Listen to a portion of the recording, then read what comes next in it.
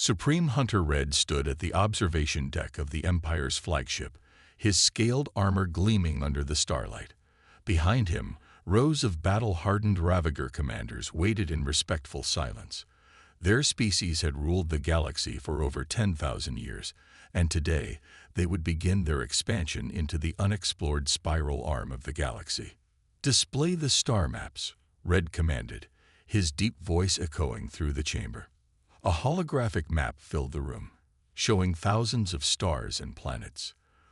The Ravagers had conquered every species they had encountered, turning them into slaves or food. It was the natural order of things. The strong devoured the weak. Supreme Hunter, one of the commanders, stepped forward, holding a datapad. "Our long-range scouts have detected unusual signals from this solar system." He pointed to a small, unremarkable yellow star. Red's upper lip curled in amusement. "What kind of signals?" "Radio waves, primitive space vessels, and some form of artificial satellites. The third planet appears to be inhabited by a species that's just beginning to explore space."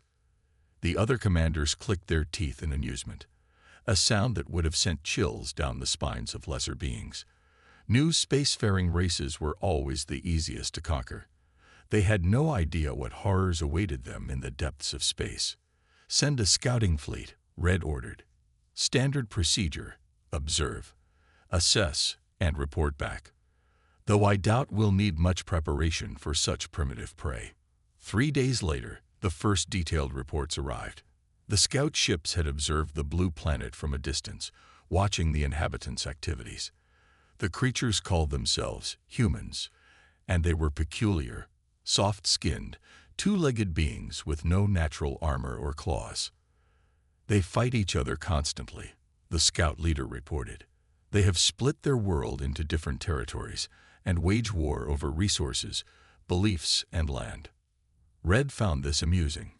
Most species united when they reached space, but these humans seemed intent on killing each other. "Perfect," he said. "They'll be easy to overcome if they're already divided." But then came the warning that Red ignored, the warning that would later be remembered as the moment everything changed. "Supreme Hunter," a young scout spoke up, his voice trembling slightly. "There's something unusual about their warfare. They've developed thousands of different ways to fight. They have weapons that seem impractical for their size, and their combat tactics are unlike anything in our database." Red dismissed these concerns with a wave of his clawed hand. "All prey species develop weapons. It's their futile attempt to survive. But none have ever matched the Ravagers. We are the apex predators of the galaxy. Our ancestors evolved to hunt and kill. These humans are nothing more than our next meal." The commanders roared in agreement, their battle cry shaking the walls of the chamber. Orders were given, and a larger scouting fleet was prepared, 50 ships armed with standard weapons. Their mission was to test the humans' defenses and gather more intelligence before the main invasion fleet arrived. As Red watched the scouting fleet depart, he felt only confidence. In all their history, the Ravagers had never failed to conquer a world. Their queens needed new breeding grounds, their warriors craved fresh battles, and their younglings needed new prey to hunt. This Earth would provide all of that and more. But in his pride, Supreme Hunter Red made a mistake that all apex predators eventually make. He underestimated his prey. He didn't understand that humans were predators too, but of a different kind. While the Ravagers had evolved to be the strongest and fiercest, humans had evolved to be something far more dangerous. Persistent hunters who never gave up, who learned from every failure, who adapted and improved constantly. As the scouting fleet disappeared into hyperspace, Red had no way of knowing that he had just started a chain of events that would shake the foundations of the galaxy. The Ravagers were about to learn that being the apex predator meant nothing when faced with a species that had turned warfare into an art form, survival into a science, and determination into their greatest weapon. The hunt was about to begin, but not in the way the Ravagers expected. The Ravager scouting fleet emerged from hyperspace at the edge of Earth's solar system. Their dark ships, shaped like giant arrowheads, moved silently through space. The fleet commander, Battle Leader Gray, watched the blue planet grow larger on his view screen. Primitive defenses detected, his sensor officer reported. Simple satellites and a few small space stations. Gray clicked his teeth in amusement. Begin standard approach. Destroy their orbital devices first. Let them watch as we tear down their achievements. But as the fleet moved closer to Earth, something unexpected happened. The simple satellites began moving, changing their orbits with precise burns of hidden engines. They weren't just communication devices. They were a carefully planned defense network. In the Pentagon Space Command Center, Commander Jack Stone watched the alien fleet's approach on multiple screens. Years of UFO sightings and mysterious signals had prepared humanity for this moment. They weren't as helpless as the aliens thought. All stations, this is Commander Stone. He spoke into his headset. Execute Defense Plan Alpha. Remember your training. Humanity stands together. Across the globe, hidden missile silos opened. Space stations that had been disguised as research platforms revealed weapon systems. The trap was set. The first sign that something was wrong came when Gray's lead ships tried to destroy a satellite. Instead of exploding, it split into 3 smaller vessels that fired strange weapons.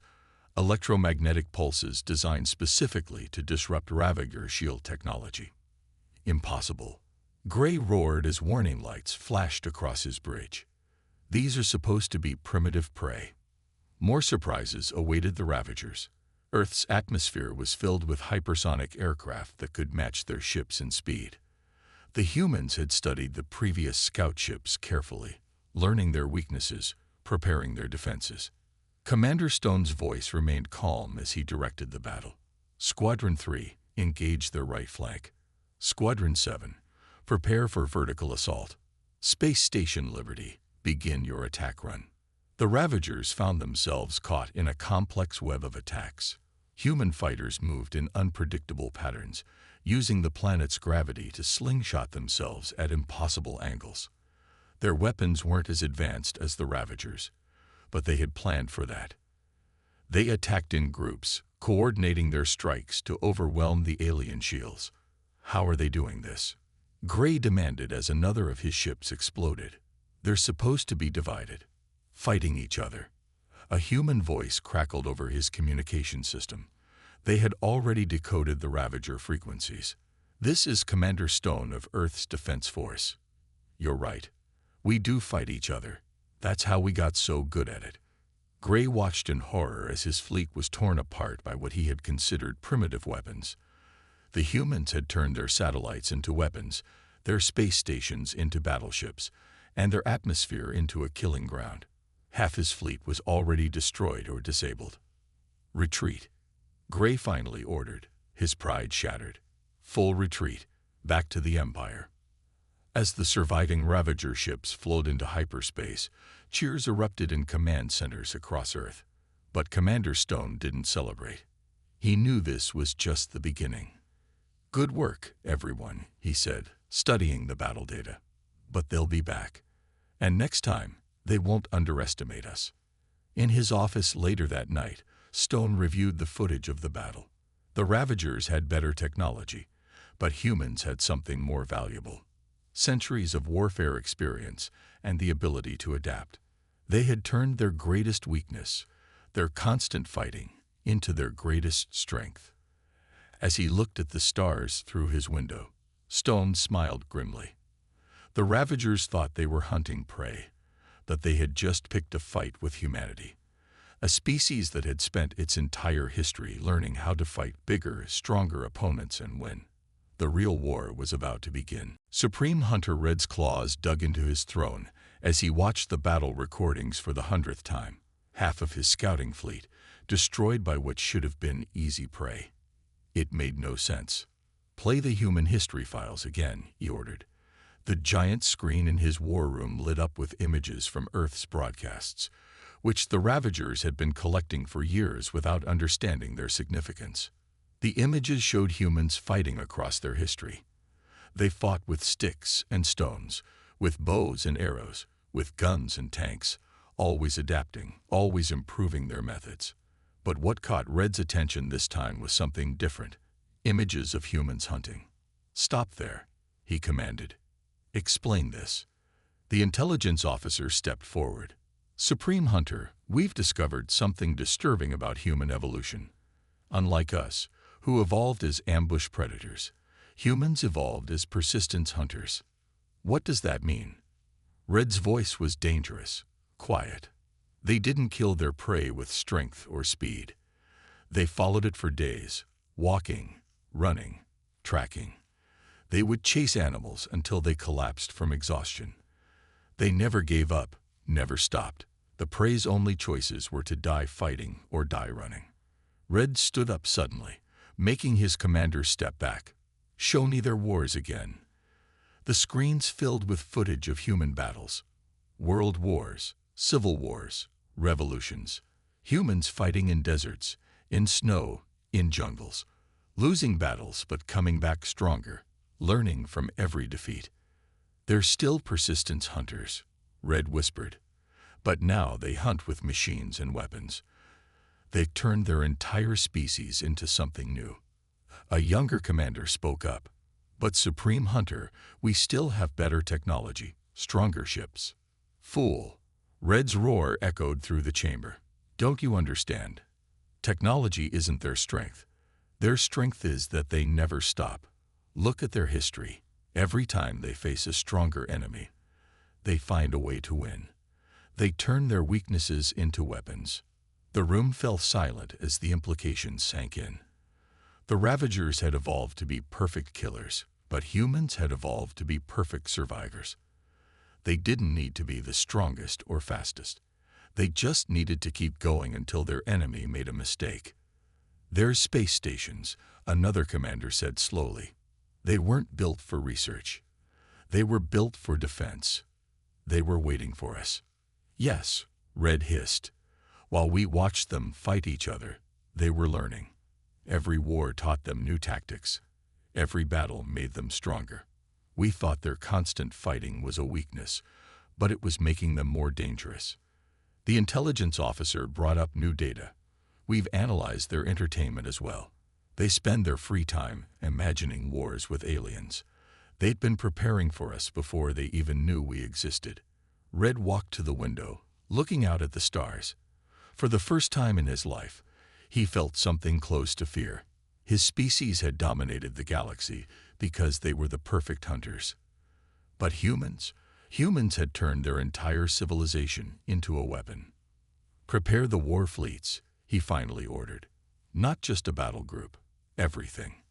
We end this now, before they become even stronger." As his commanders rushed to obey, Red watched the battle recordings one more time. The humans hadn't just defeated his ships, they had adapted their technology during the battle itself. His sensors had detected human weapons improving with each shot, learning from every hit and miss. "So this is what it feels like," Red muttered to himself, "to realize you're not the hunter anymore." But his pride wouldn't let him retreat. The Ravagers would attack with everything they had, because if they didn't stop humanity now, the galaxy would never be the same again. What Red didn't understand was that it was already too late. The humans weren't just fighting for survival, they were fighting for their place among the stars. And they had been practicing for this moment for their entire history. Dr. Anna Wells held up the twisted piece of alien metal, her eyes bright with excitement. The captured Ravager ship parts had finally revealed their secrets, and what she found amazed her. "Their technology isn't actually better than ours," she announced to the room full of military leaders and scientists. "It's just different. They focused on making weapons stronger, while we focused on making them smarter." Commander Stone stood at the back of the room, arms crossed. After their victory against the scouting fleet, Earth's nations had united faster than anyone expected. Fear of alien invasion proved stronger than old rivalries. "How long until we can use their technology?" Stone asked. Anna smiled. "We already are. Look at this." She pressed a button, and a hologram appeared, showing a new type of fighter ship. "We combined their power systems with our eye-targeting computers. The result is something better than either of us had before." The room buzzed with excitement. Humans weren't just copying the alien technology. They were improving it. While the Ravagers had spent thousands of years being the strongest, humans had spent their time learning how to overcome stronger opponents. In the hangar below, engineers worked day and night on the first human-made faster-than-light drive. They had studied the damaged Ravager ships and discovered that FTL travel wasn't as impossible as they thought. Humanity had been close to figuring it out. They just needed to see it working to understand the final pieces. "All of our past wars taught us something useful," Stone said, walking through the facility. "We learned stealth from fighting in jungles, speed from desert warfare, and endurance from winter campaigns. Now we're using all of that knowledge against the Ravagers." The global defense force grew stronger each day. Countries shared their military secrets, combining different fighting styles and strategies. Russian tank tactics merged with American air combat techniques. Chinese drone technology combined with European cyber warfare systems. Every nation brought something unique to the fight. Report from the outer defense grid. A young officer ran up to Stone, holding a tablet. "Our new sensors detect Ravager scout ships at the edge of the solar system. They're trying to be sneaky, but we can see them now." Stone nodded. They had expected this. The Ravagers would want to know what Earth was doing to prepare. But humans had learned long ago to keep their best weapons secret until they needed them. In orbit, the International Space Station had transformed into a military command center. New weapons platforms disguised as satellites circled the Earth, ready to surprise any invasion fleet. But the real work happened in hidden bases underneath the ocean, inside mountains, and deep in the desert. "Time estimate for the first FTL ship?" Stone asked during the daily briefing. 2 weeks, Anna replied. "We're calling it the Persistence." Seemed fitting. Stone allowed himself a small smile. The name was perfect. Humanity had always been persistent, whether chasing prey across ancient plains or chasing dreams among the stars. The Ravagers thought the first battle had been a surprise. They hadn't seen anything yet. Humans had spent centuries preparing for this without even knowing it. Every war game, every military exercise, every science fiction story had helped them imagine this moment. "The Ravagers think they're the galaxy's apex predators," Stone told his officers later that day. But they forgot something important. The strongest animal isn't always the one that survives. Sometimes it's the one that never stops trying, never stops learning, and never stops fighting. As he looked at the busy facility around him, Stone felt proud. Humanity wasn't just preparing for war. They were preparing to change the galaxy forever. The Ravagers had no idea what was coming. Because while the Ravagers had spent millennia being feared, humanity had spent its history learning not to fear. And that made all the difference. Captain Mark Rivers stood on the bridge of the Persistence, Earth's first faster-than-light ship, as it emerged from hyperspace behind a Ravager supply depot.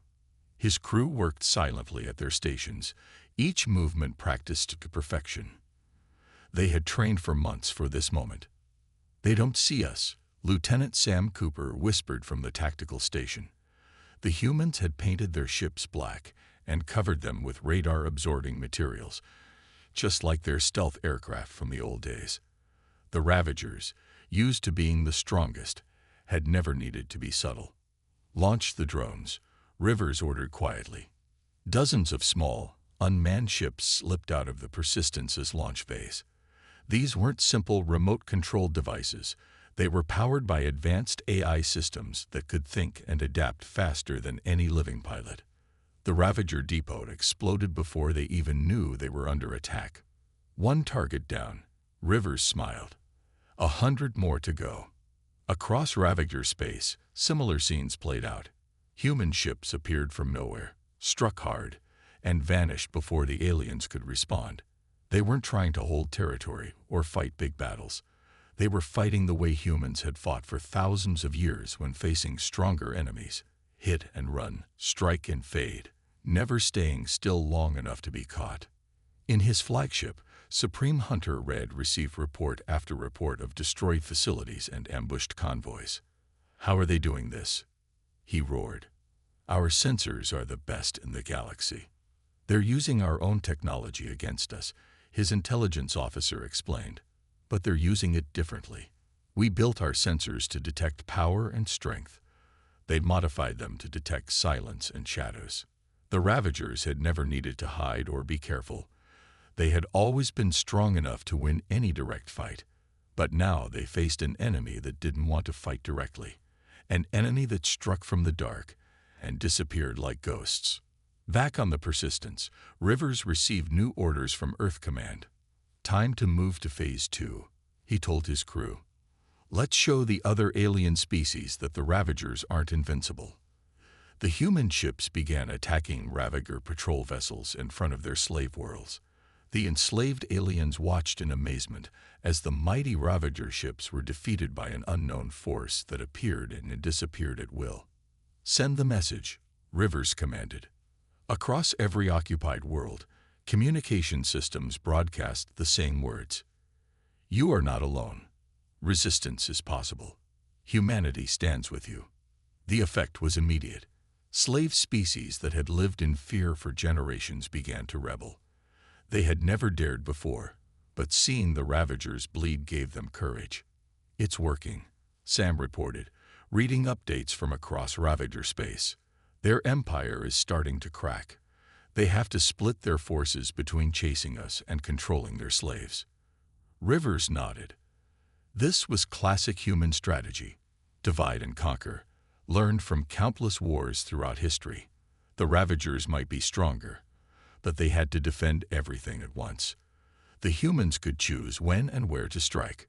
"They still don't understand," Rivers said to his crew during a quiet moment between raids. "They think being the apex predator means being the strongest. But humans learned long ago that the most dangerous hunter isn't the strongest. It's the one that makes its prey feel helpless. The one that strikes from shadows and disappears. The one that makes its enemy afraid to sleep at night." As the Persistence prepared for another raid, Rivers thought about Earth's long history of warfare.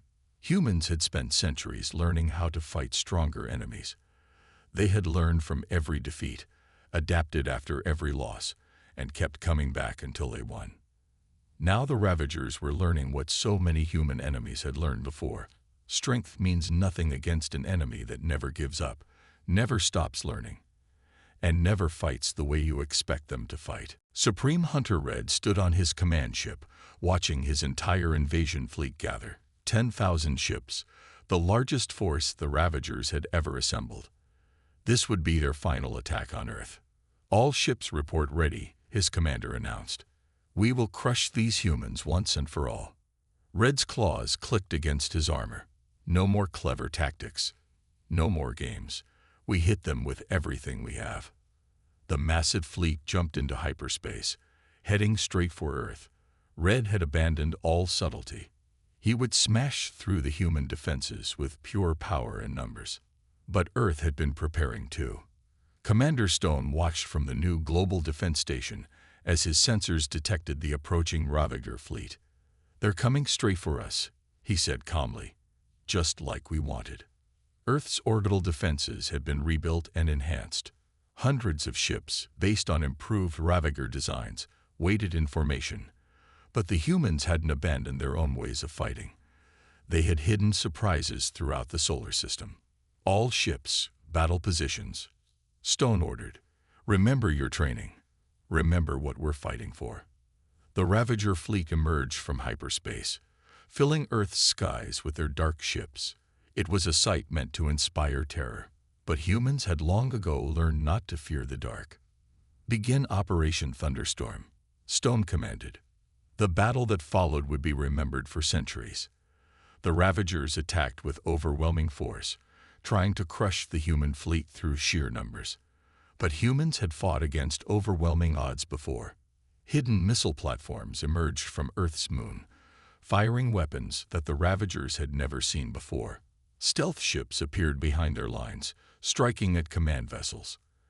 Eye-controlled drones swarmed their biggest ships like angry bees, finding weak points in their armor. "Keep pushing." Red roared as explosions lit up space around his ship. "We are the apex predators. We cannot lose to prey." But the humans weren't fighting like prey. They were fighting like humans. When the Ravagers broke through one defense line, they found another waiting. When they destroyed one weapon platform, two more appeared somewhere else. Hour after hour, the battle raged. The Ravagers had numbers and strength. The humans had endurance and determination. And slowly, the tide began to turn.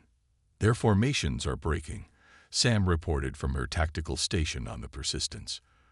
"They're not used to long battles. They expect quick victories." She was right. The Ravagers were built for swift, powerful attacks. But humans were built to endure.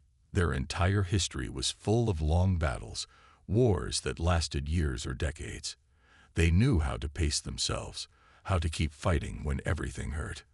Red watched in disbelief as his fleet began to fall apart. His ships were running low on power. They had never needed to fight this long before. His crews were exhausted. They had never faced an enemy that just kept coming, wave after wave, hour after hour. "Supreme Hunter," his commander's voice shook. "The slave worlds, they're all rebelling. Every species we ever conquered, they're rising up against us." The news hit Red like a physical blow. The humans hadn't just learned to fight the Ravagers, they had taught others to fight too. Centuries of oppression were ending because humanity had shown the galaxy that the apex predators weren't invincible after all. "Pull back," Red finally ordered, his voice hollow. "Full retreat." As the Ravager fleet fled, cheers erupted across Earth's ships and stations, but Commander Stone didn't celebrate yet. He knew this victory had cost them dearly. And he knew something else. This wasn't over. Because humans had learned another lesson from their long history of warfare. You don't just win the battle. You make sure your enemy can never threaten you again. 3 months after the Great Battle, Commander Stone stood in a massive meeting hall on a neutral space station. Around him sat representatives from 50 different alien species, former slaves of the Ravager Empire. And at the far end of the table sat Supreme Hunter Red himself, no longer looking supreme at all. "The terms are simple," Stone said, his voice carrying across the silent room. "The Ravagers will free all their slave worlds. They will share their technology with other species. And they will learn to live as equals in the galaxy, not as conquerors." Red's claws twitched, but he stayed silent. The once mighty Ravager fleet was in ruins, their empire crumbling. They had no choice but to accept. "But we don't want to destroy you," Stone continued, surprising many in the room. "Humans know what it's like to learn from mistakes. We've spent our history fighting each other, then learning to work together. Now it's your turn." Dr. Anna Wells stepped forward, activating a hologram that showed new ship designs. "We're proposing joint scientific missions, Ravager strength combined with human innovation. We can explore the galaxy together instead of fighting over it." The other aliens watched in amazement. They had expected the humans to destroy or enslave the Ravagers, just as the Ravagers would have done to them. But humans had learned something else from their long history. True strength came from turning enemies into allies. "Your people are natural hunters," Stone told Red. "Help us hunt the real threats in the galaxy. Natural disasters, dangerous space phenomena, the things that threaten all life. Be predators that protect instead of destroy." Captain Rivers, standing near the door, smiled as he watched the former slaves begin to speak up. Some shared ideas for rebuilding their worlds. Others suggested ways to use Ravager technology for peaceful purposes. The galaxy was changing, and humanity had been the catalyst. "We don't want to be the new apex predators," Stone announced to the assembly. "Earth has seen enough empires rise and fall. We want to be something different. Teachers, allies, friends. We'll help any species that wants to learn, fight alongside any world that needs protection." Lieutenant Sam Cooper, monitoring the Ravager ships outside the station, sent a message to Stone's tablet. Their weapons are powered down. I think they're actually listening.